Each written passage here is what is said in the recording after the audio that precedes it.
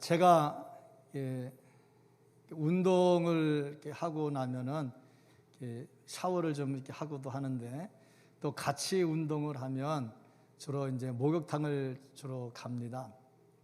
목욕탕에 가면 다 이제 벗고 이제 들어가니까 가만히 탕 속에 앉아서 앞에 앉은 사람 얼굴을 쳐다보면 무슨 생각이 드냐면, 저 사람 뭐 하는 사람일까 하는 생각이 들어요.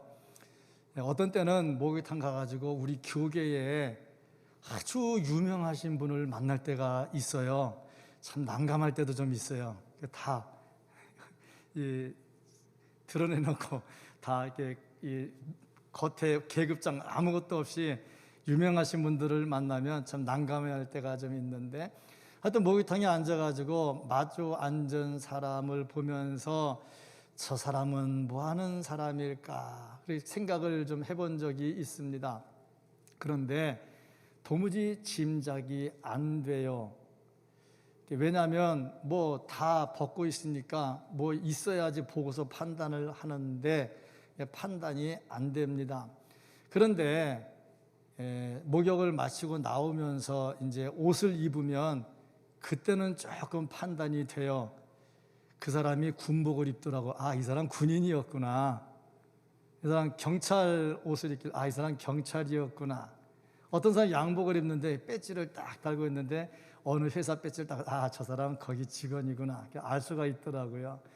보면 아무것도 없을 때는 짐작이 안 되는데, 뭔가 그 사람의 옷이나 그 사람의 행동이나 이런 걸 보면 어느 정도 판단이 됩니다. 외모를 보거나 그 사람의 하는 일, 그런 걸 보면 이제 판단이 되죠. 아, 이 사람이 목수구나, 아, 이 사람이 의사구나 하고 나름대로 판단이 됩니다.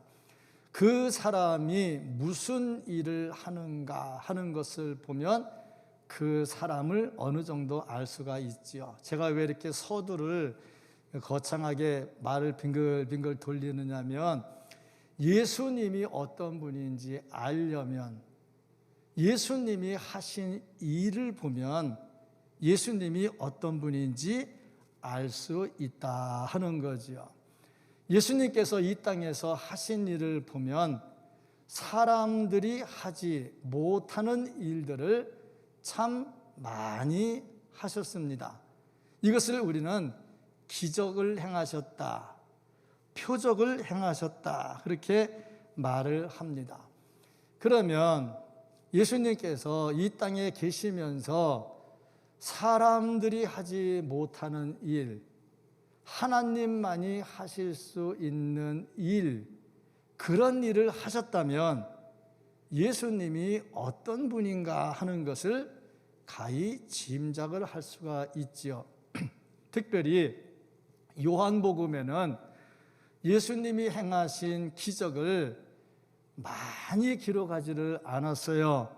그냥 7개만 기적을 기록을 해 놓았습니다. 그런데 그 많은 기적 중에 왜 하필 이거 7개를 골라서 기록을 했을까? 여기에는 뭔가 요한이 전하고자 하는 메시지가 담겨 있다는 거지요. 이 기적을 통해서 뭔가를 보여주고 예수님이 어떤 분인가를 분명하게 표현하기를 원했다 하는 거지요. 그런 의미에서 여기에 나온 표적들은 예수님이 누군가 하는 것을 확실하게 보여준다 하는 겁니다. 오늘 봉독해 드린 요한복음 2장은 예수님께서 갈릴리 가나에서 잔치집에 가셔서 포도주가 떨어졌어요.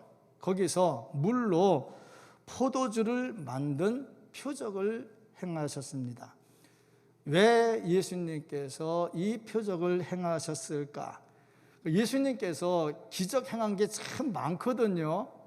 그런데 가장 첫 번째 기적을 왜 포도주 만드는 것으로 하셨을까?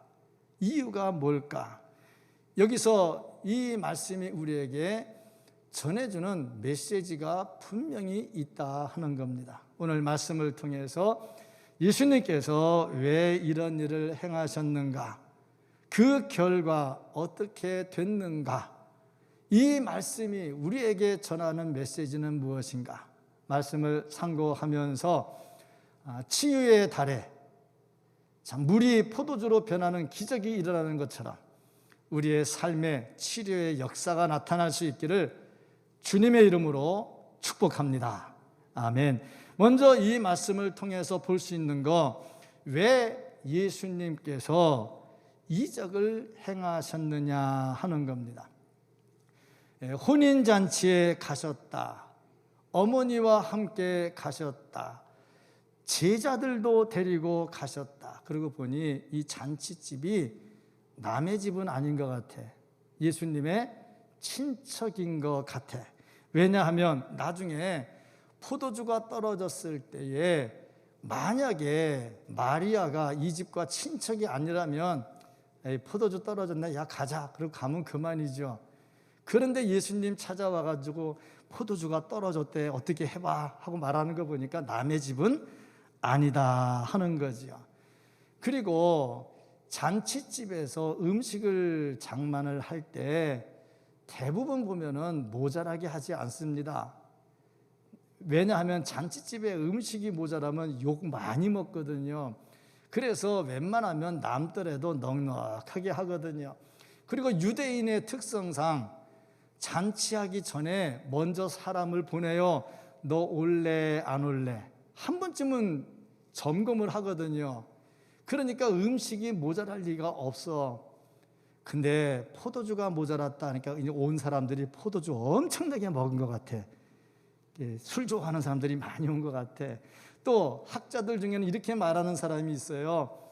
예수님이 온다 그러니까 사람들이 예수님을 보려고 더 몰려왔다는 거죠. 그래서 음식이 모자랐다, 뭐 그런 거. 그런데 마리아가 예수님께 와서 자, 포도주가 모자란다, 이 말을 왜 했겠어요? 예수님 보러 사오라는 것도 아니잖아. 이것은 벌써 마리아가 뭔가를 기대하고 있었다 하는 거죠.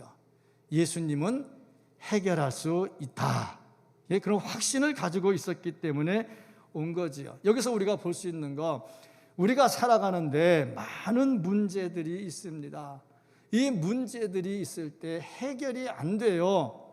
그때 우리가 취해야 될 행동이 뭐냐면 예수님을 찾는 겁니다. 참, 해결이 안 될 때, 치료가 안 될 때, 문제의 답이 안 나올 때 예수님을 찾을 수 있기를 축복합니다. 그러면 이렇게 찾아오면 예수님이 친절하게 답변을 잘 해줘야 되잖아요. 그런데 예수님의 답변은 참 우리나라 예의로 보면 답변하기 곤란한 답변을 했어요. 여자여, 나와 무슨 상관이 있습니까? 자기 엄마한테 여자여 하고 얘기를 하니까 우리나라 윤리로 보면 도무지 이해가 안 가는 말을 했죠. 근데 뭐 학자들은 이렇게 해석을 합니다. 여기서 여자여 하는 이 말은 왕이 왕후를 부를 때 이런 단어를 쓴다. 뭐 이렇게 이 헬라어 단어를 보면 구네라는 단어가 쓰였는데 이거 보면은 아마 그런 뜻이다 하고 해석을 합니다만은 뭐 제가 그것까지는 잘 모르겠고, 중요한 것은 예수님이 거절한 것처럼 보였다 하는 겁니다. 그런데 결론 우리는 잘 알고 있습니다. 물로 포도주를 만드셨습니다. 자, 그러면 왜 예수님께서는 이 첫 번째 이적을 포도주 만드는 이적을 행했을까? 그리고 가만히 보니까 예수님의 표적은 뭔가 좀 메시지가 담겨 있다고 그랬잖아요. 이게 무슨 메시지냐면, 우리는 이 포도주를 보면 예수님께서 마지막에 십자가 지시기 전에 유월절 행사에 포도주를 주면서 내 피다 하고 말씀하신 것을 기억하고 있습니다. 그러니까 예수님께서 물로 포도주 만드는 첫 번째 기적을 행했던 것은 이거 구속 사역으로서 메시아 사역을 선포하고 있다 하는 겁니다. 그러니까 예수님께서 이 포도주를 만드는 것을 통해서 마지막 성만찬을 하시면서 이것을 먹으면서 이제 나를 기념하라 하고 말씀하셨던 것과 연관시켜 볼 때에 이 포도주 만든 사건은 예수님의 메시아의 사역이 이제 시작된다는 것을 알리면서 구원을 선포하고 있다 하는 겁니다. 그러므로 물로 포도주 만든 사건은 단순한 이적이 아니라 예수님의 메시아 사역과 우리를 위한 구원 사역이 이제 비로소 시작이 된다 하는 것을 선포하는 의미가 있는 거죠. 그래서 예수님께서 물로 포도주를 만드셨다. 그러면 예수님께서 이렇게 사역을 하시는데, 메시아 사역을 하시는 데 있어서 어떤 방법을 사용하셨는가? 그 방법이 어땠는가? 먼저 보니까 순종하는 모습을 통해서 메시아 사역을 이루셨다 하는 겁니다. 예수 그리스도의 메시아 사역은 사람들의 순종을 통해서 이루어집니다. 모든 역사는 순종할 때 일어납니다. 요단강을 건너갈 때도 이미 물이 범람했습니다. 그런데 발 집어넣으라고 하거든요.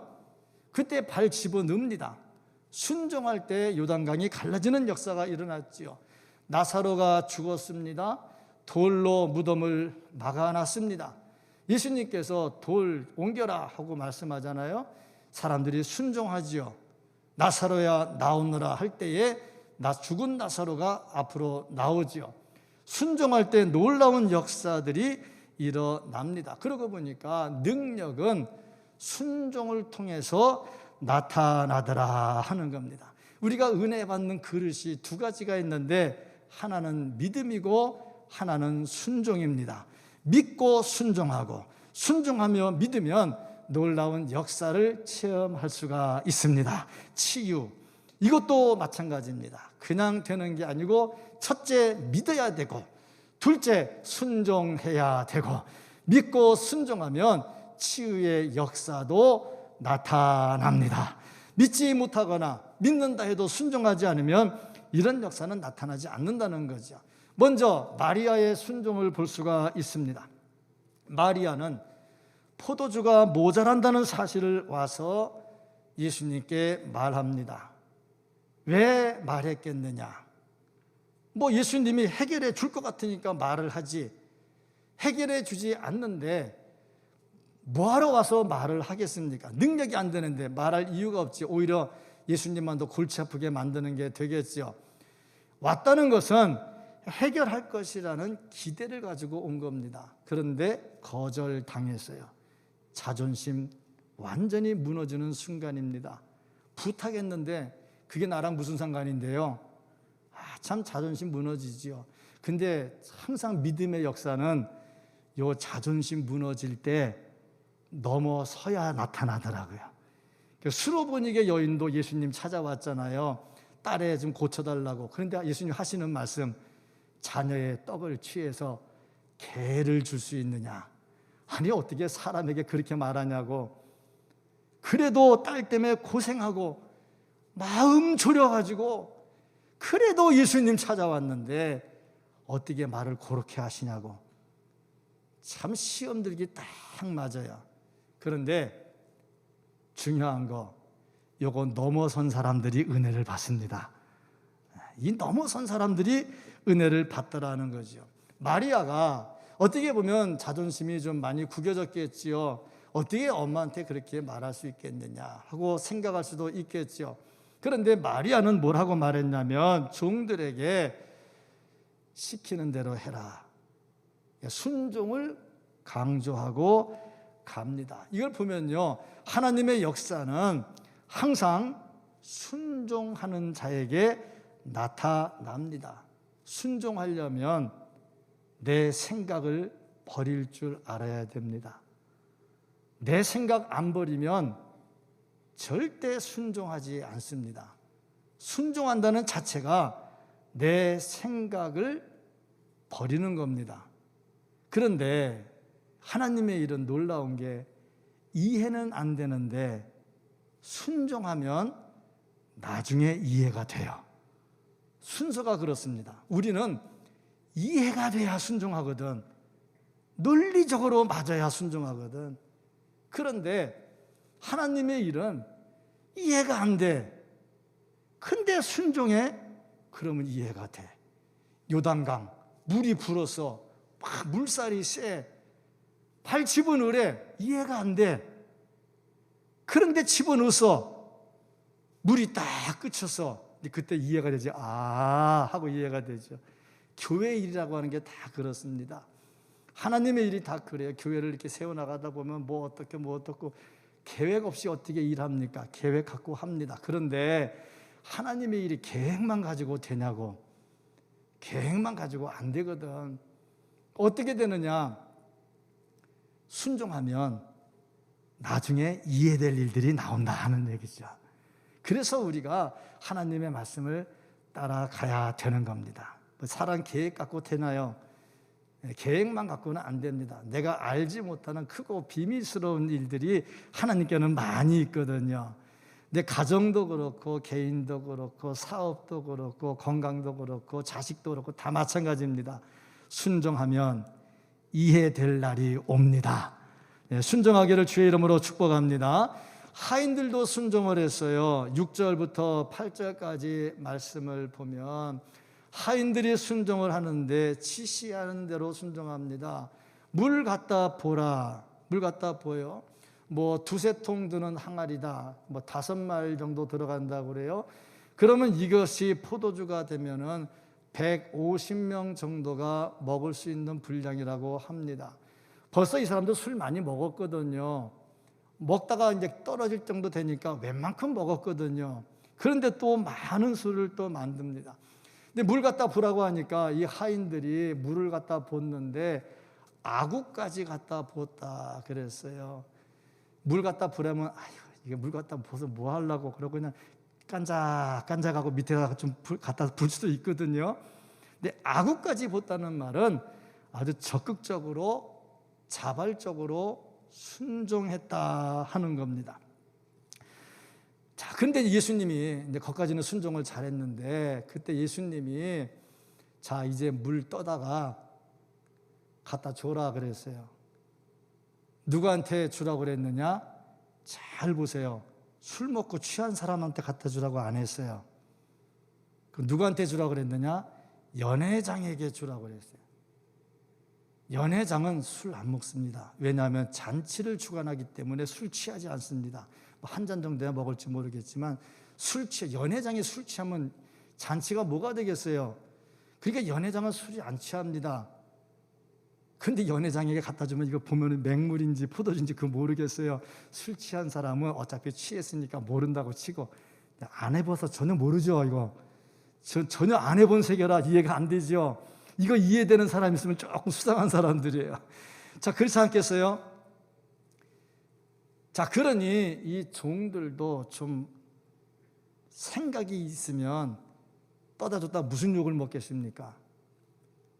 진짜 너 이거 뭐 하는 짓이냐? 그러면 이 종들도 쉽지 않을 겁니다. 그러니까 순종하는 데는 희생이 담겨 있는 겁니다. 희생하지 않으면 순종이 안 됩니다. 순종한다는 것은 그만큼 불합리한 것 같아도 따라가는 거니까 그로 인해서 자기가 희생을 하고 자기가 손해볼 일도 생기거든요. 그러니까 순종하다 보면 손해볼 일 생깁니다. 그럼에도 불구하고 순종하죠. 그 결과 어떻게 됐느냐? 물이 포도주로 바뀌어서 이 잔치가 성황리에 끝나고 예수님의 메시아 사역과 구속 사역이 선포되기 시작합니다. 다 이게 어디서 나왔느냐? 순종을 통해서 나타나더라. 자, 그렇다면 왜 우리에게 기적이 일어나지 않을까? 우리는 성경에 기록된 수많은 치유를 다 알고 있고 믿는다고 하면서 왜 우리에게는 일어나지 않을까? 뭐 답은 뻔하지요. 믿기는 믿는데 확실하게 믿지 않거나 순종하기는 순종하는데 확실하게 순종하지 않기 때문이다 하는 거죠. 순종하기를 주의 이름으로 축복합니다. 희생도 각오하기를 축복합니다. 원래 그렇습니다. No cross, no crown. 고난이 없으면 영광이 없어요. 미국 속담에 No pain, no gain. 고난이 없으면 얻는 게 없어요. 주를 위해서 헌신하고 희생하고 내 자신을 포기하면 주께서 우리에게 면류관 씌워주는 날이 올 겁니다. 이런 은혜가 있기를 주의 이름으로 축복합니다. 자, 이렇게 하면서 예수님의 이 놀라운 사역은 변화하는 모습으로 나타났다 하는 겁니다. 물이 포도주로 변했습니다. 가치 없는 것이 아주 가치 있는 것으로 변했습니다. 예수님의 손에 붙들리면 쓸모없는 것이 가치 있는 것으로 바뀝니다. 이 사람들이 물통이 있었다 그랬는데 이 물통은 뭐 하는 물통이냐면 허들의 물을 담아놓고 그 집에 들어오는 사람이 손 씻고 발 씻고 들어오는 물을 담아놓는 물통입니다. 우리야 지금 양말 신고 구두 신고 다니니까 발 깨끗하잖아요. 남의 집 들어갈 때 그냥 신발만 벗고 들어가면 되잖아. 근데 이 당시에 양말이 있습니까? 구두가 있습니까? 샌들 신으면 잘 신는 것이고 그러다 보니 발이 다 더럽잖아요. 그럼 들어갈 때 닦고 들어가야 되죠. 근데 그것까지는 괜찮아. 근데 이 사람들이 무슨 생각을 하고 있었냐면 밖에 이렇게 돌아다니다 보면 하나님 믿는 자기 백성들끼리 악수도 하고 이게 포옹도 하고 그러겠죠. 그러면 전혀 문제가 안 돼. 그런데 다니다가 보면 누구랑 포옹하고 악수하게 되냐면 하나님 안 믿는 사람하고 악수도 하고 포옹도 하게 되겠죠. 왜냐하면 하나님은 안 믿지만 같이 사업을 한다든지 장사한다든지 같이 아는 사람 같으면 또 포옹하고 그러지 않겠어요? 그러다 보면 이 사람들이 무슨 생각을 하냐면 하나님 안 믿는 사람들과 손잡으면 그 사람들의 손에 묻어있는 죄가 내 손에 묻는 거야. 그러면 이 더러운 손으로, 죄가 묻은 손으로 음식을 먹으면 이 죄가 내 속에 들어온다는 거야. 그럼 내가 이 죄에 묻어있다 이렇게 되면 사탄이 나를 주관한다 이렇게 되는 거죠. 이거는 안 된다. 그럼 어떻게 할까? 이 죄를 씻어야 돼. 그래서 물통을 앞에다 놓고 씻고 들어간단 말이죠. 그런데 그렇게 한다고 죄가 씻어지겠냐고. 그런데 중요한 거, 이 물통에 불이 없다는 겁니다. 글쎄 이미 들어간 사람들이 다 닦고 들어가서 없었는지 그건 내가 모르겠지만 일단 물통에 물이 없다는 거예요. 다시 말해서 그들의 윤리관이나 그들의 전통의식으로 죄 닦아주는 것도 없고 아무것도 없다는 거죠. 기쁨이 없는 거죠. 그런데 이제 예수 그리스도께서 채우시고 거기서 포도주가 나오게 하심으로 인해서 기쁨이 충만하게 됐다는 겁니다. 이제 비그리스도인적인 것이 그리스도적인 것으로 다 바뀌게 되고 절망, 낙심적인 것이 소망으로 바뀌게 되었다 하는 겁니다. 예수님이 함께 계시니까 모든 것이 변화되는 역사가 일어나게 됐습니다. 이것처럼 우리가 예수 그리스도 안에서 확실히 변화가 되어야 됩니다. 이전에 내가 가지고 있던 못된 생각들, 예수 믿기 전에 내가 가졌던 생각들, 이것들을 전부 다 내려놓고 예수 중심으로 바뀌어야 됩니다.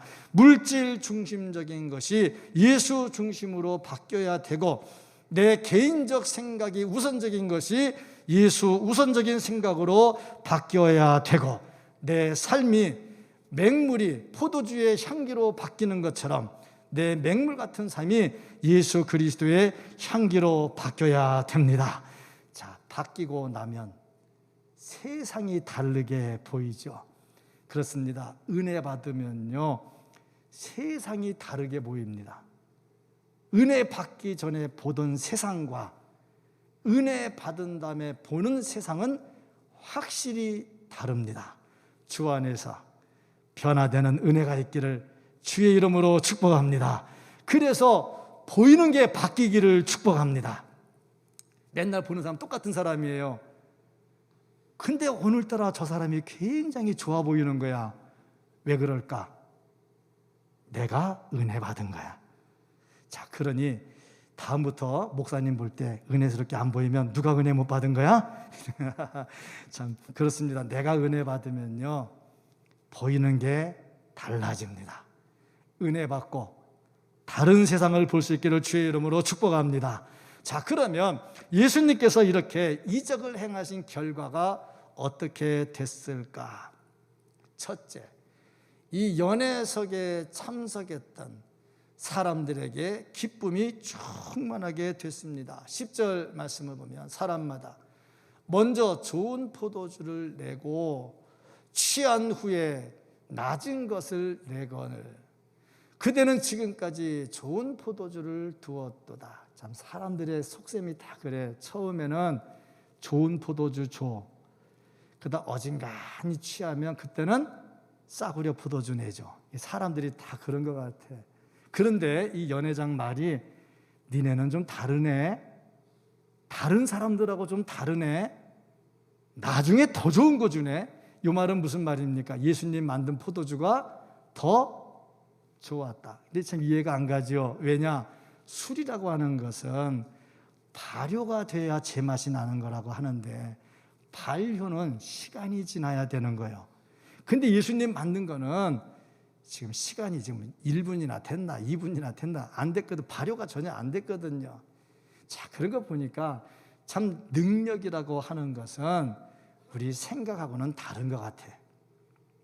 예수님의 능력이 나타나니까 모든 사람에게 기쁨이 충만하게 됐어요. 마찬가지입니다. 내 삶에 예수님이 들어오시고 예수님이 함께 하시면 기쁨이 넘치게 됩니다. 예수 안에 기쁨을 누리고 살기를 축복합니다. 참 치유의 역사가 일어나면 기쁨이 있겠지요. 치유되시고 기뻐하시고 간증하시고 그런 은혜가 있기를 주의 이름으로 축복합니다. 특별 새벽기도와 일주일 하면서 작정하고 나오시고 정말 하나님 앞에 매달려서 기도하시고 치유의 역사도 한번 체험하시고 간증도 할 수 있기를 주의 이름으로 축복합니다. 두 번째로 보니까 예수님의 영광이 드러나게 되더라. 11절 말씀을 보면 예수께서 이 첫 표적을 갈릴리 가나에서 행하여 그의 영광을 나타내심에 제자들이 그를 믿으니라. 자, 보니까 예수님의 영광이 나타났다. 예수님의 영광뿐 아니라 하나님의 영광이 나타났지요.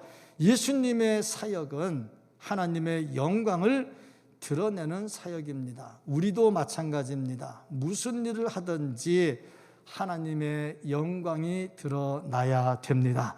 하나님의 영광은 가려지고 나만 드러나면 그리스도인의 아름다운 모습은 아닙니다. 나는 감추어져도 하나님은 드러나야 됩니다. 그렇게 돼야 되겠죠. 세 번째로 보니까 제자들의 믿음이 강해졌다. 11절 말씀 보니까 제자들의 믿음이 어떻게 됐느냐. 11절 마지막 부분에 보면은 제자들이 그를 믿으니라. 그러면 이전에 안 믿었다는 말이에요? 그거는 아닙니다. 그들의 믿음이 확실해졌다 하는 겁니다. 예전에는 메시아 사역이 뭔지를 정확하게 몰랐어요. 그런데 이 포도주 사건을 통해서 확실하게 알게 되지요. 믿으면 능력이 나타납니다. 능력이 나타나지 않는 이유는 믿지 않기 때문입니다. 요한복음 11장 40절 말씀처럼 내가 믿으면 하나님의 영광을 보리라. 믿으면 보게 되어 있습니다. 그렇습니다. 참 이 험난한 시대에 우리에게 필요한 것은 주께서 우리를 치유해 주신다는 것에 대한 확신, 그리고 그 확신에 대해서 믿음을 가지고 끝까지 나가면 우리에게도 그런 역사는 일어난다는 겁니다. 모든 기적은 성경 속에 갇혀 있지 않습니다. 지금도 필요에 따라서 모든 사람에게 다 해주시는 것은 아니지만 필요에 따라서 하나님은 우리에게 놀라운 기적을 베풀어 주시기도 하십니다. 이 기적의 주인공이 되기를 주의 이름으로 축복합니다. 무정란이 있지요. 달걀, 무정란. 무정란은 병아리를 못 낳는다면서요. 무정란 아무리 품어도 병아리 안 생긴다면서요. 자, 한번 생각을 해봐야 됩니다. 우리가 예수를 믿습니다. 10년, 20년, 30년 평생 예수를 믿습니다. 그런데 만약에 무정란이었다면 어떻게 되겠어요? 심각하지요. 예수님이 내 속에 들어오셔야 됩니다. 예수님이 내 속에 계셔야 생명력이 있어요. 생명력이 있어야 변화의 역사가 나타나고 능력이 나타나고 치유의 역사도 나타나게 됩니다. 예수님이 계시지 않으면 능력이 나타나지도 않습니다. 소망도 없습니다. 그러나 예수님이 내 안에 계시면 반드시 역사는 나타나게 됩니다. 물이 포도주로 바뀌는 이 놀라운 역사, 예수 그리스도께서 이루신 이 메시아의 역사, 순종하는 사람들을 통해서 이루어졌습니다. 순종할 때 역사는 일어나고, 물을 담으면 물단지가 되고, 꿀을 담으면 꿀단지가 되고, 포도주 담으면 포도주 단지가 됩니다. 내 속에 예수님 계시면 예수 단지가 됩니다.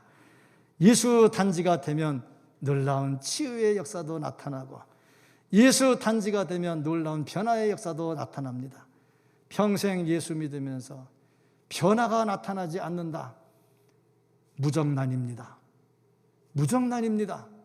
우리는 무정란 되면 안 됩니다. 예수 때문에 변화되어야 되고, 예수 때문에 치유되어야 되고, 그래서 예수 때문에 하나님의 영광이 나타나야 됩니다. 처음 이적을 행하신 예수님의 모습을 보면서 메시아를 보시고, 메시아 예수 그리스도가 내 안에 계심으로 이제는 무정란이 아닌 유정란이 되고 예수 그리스도의 사람이 돼서 내 자신의 변화는 물론이거니와 내 주변까지 변화시키는 놀라운 생명력을 가진 우리 모두가 될 수 있기를 예수님 이름으로 축복합니다. 아멘. 기도하겠습니다. 사랑이 많으신 하나님 아버지, 감사합니다. 우리를 사랑하시고 은혜 베풀어 주시는 하나님, 오늘도 말씀을 상고했습니다. 처음 이적을 행하신 예수님을 보면서 내 속에 이 예수 그리스도가 함께하고 예수 그리스도로 인해서 내 삶의 변화가 일어나고 치유의 역사가 일어나기를 원합니다. 하나님 아버지, 예수 그리스도가 내 속에 담겨있는 예수 단지가 되게 하여 주시고 예수 그리스도로 인해서 삶의 변화가 일어나게 하여 주옵소서. 평생 예수 믿는다 하면서 무정란같이 되지 말게 하시고 예수 그리스도로 인한 변화가 일어나고 예수 그리스도로 인한 능력을 체험할 수 있는 우리들이 되게 하여 주시옵소서. 간절히 소원하옵고 우리 주 예수 그리스도의 이름으로 기도합니다. 아멘.